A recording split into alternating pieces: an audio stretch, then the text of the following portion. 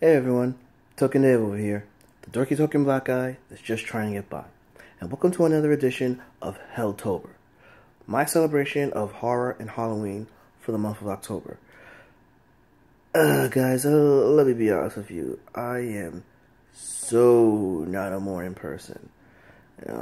I'm very groggy, irritable, unless I have coffee. I tend to be in a really bad mood throughout the day. And normally when I wake up, I shuffle around and I grunt and moan a lot. As a matter of fact, it was my uncle that said, "Geez, kid, like me, when you wake up, you look like something out of a George Romero movie." Speaking about not being a modern person and George Romero movies, it's safe to say that if the dead overrose in the middle of the night, I'd be a zombie pretty much by dawn. And speaking of by dawn, we should continue going over George A. Romero's Dead series with Dawn of the Dead. Alright? So, if any of you guys have not watched Dawn of the Dead and you're fans of horror, number one, shame on you. Okay? Shame on you. How could you have not watched Night of the Living Dead and Dawn of the Dead? The originals, mind you, by this time, and you're so-called horror fans. Whew. But for those that don't or are a little too young, hold on.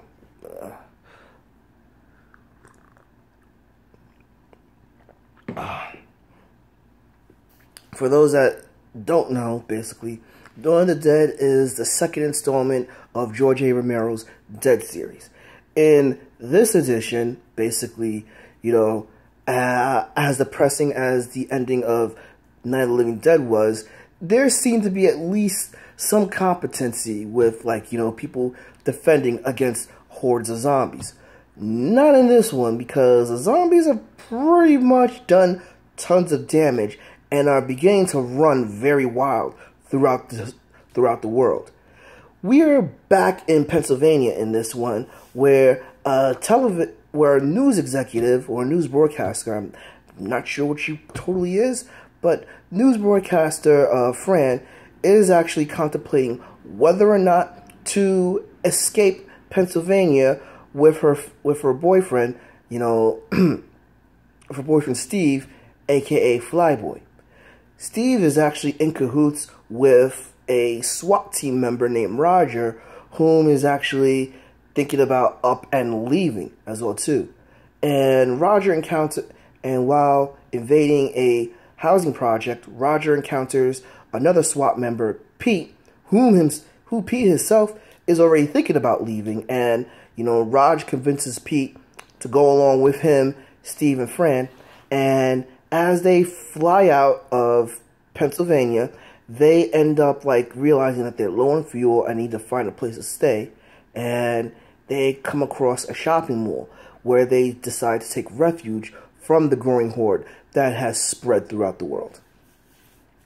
Now, Night of the Living Dead was very groundbreaking and very much a reflection of how much basically monsters humans beings are.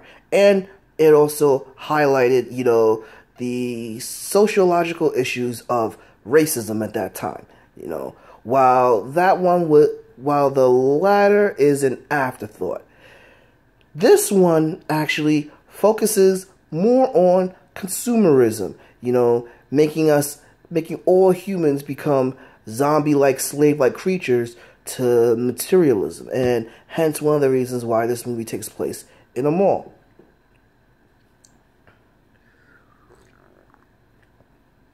As you can tell, I am not very materialistic, nor do I have a sense of style with coffee cups, but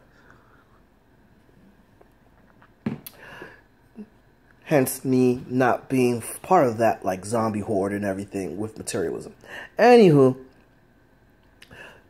Dawn of the Dead ups the ante a little bit more with the subtle commentary of consumerism, as well as it ups the ante of you feeling impending danger and despair with pretty much the zombies themselves appearing to be winning, as civilization itself is falling down.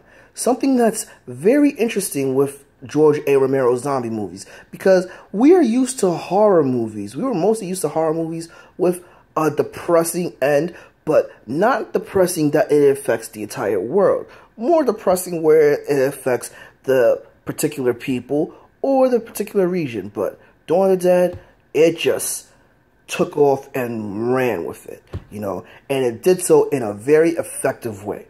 Now, unlike Night of the Living Dead, Dawn of the Dead really follows the 4 people that I mentioned in the summary, and unlike Night of the Living Dead, Dawn of the Dead, all the characters are very, very likable, and you actually end up basically getting attached to a little bit more, which raises the stakes more because you do not want anybody to become one of the victims of the zombies.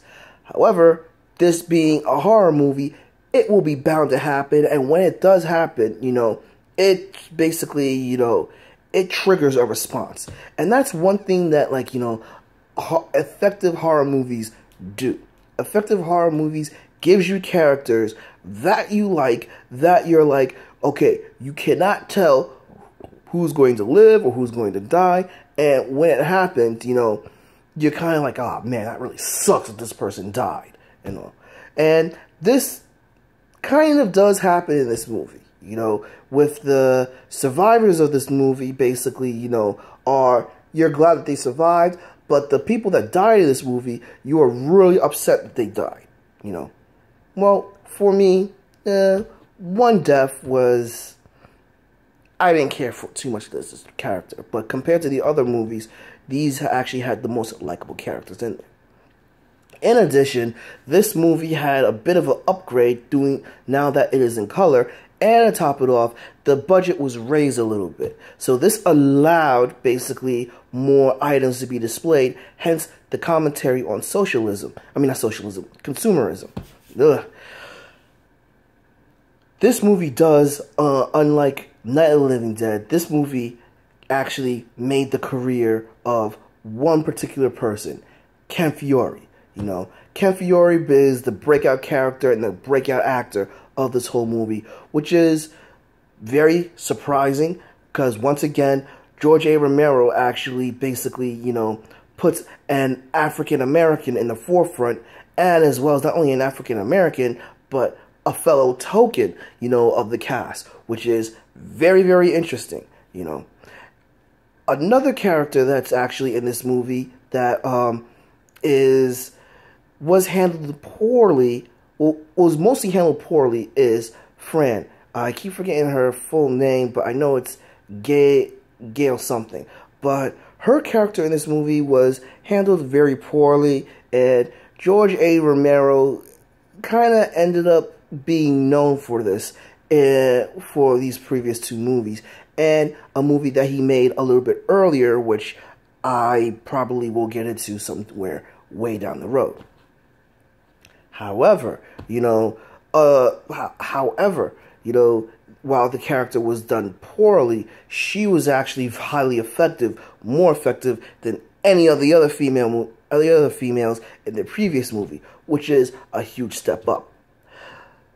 With this being in color, you know, the major downside to this movie is the fact that the special effects, while done by the master Tom Savini, they are not as timeless as the effects were in Night of the Living Dead. I think because of the black and white, they had to use their more imagination, and the advances with them using black and white actually had a longer lasting effect. Despite that negative, you know, we have, you know, a sequel that ups the ante with basically, like, you know, frights and scares, ups the ante with basically more deaths, ups the ante with having a more cleverly put social commentary of anti-consumerism, and as well ups the ante with giving us characters that we all like and cherish. Guys, Dawn of the Dead is amazeballs, alright? My favorite of the original Living Dead trilogy. Agree? Disagree? Drop me a comment below. Give me a like. Follow me on Facebook at Token Dave and Twitter at TokenDave80. Subscribe and ring that bell so you know when a new video loads. But until then, this has been Token Dave, the dorky token black guy who's just trying to get by. I'll catch you guys later.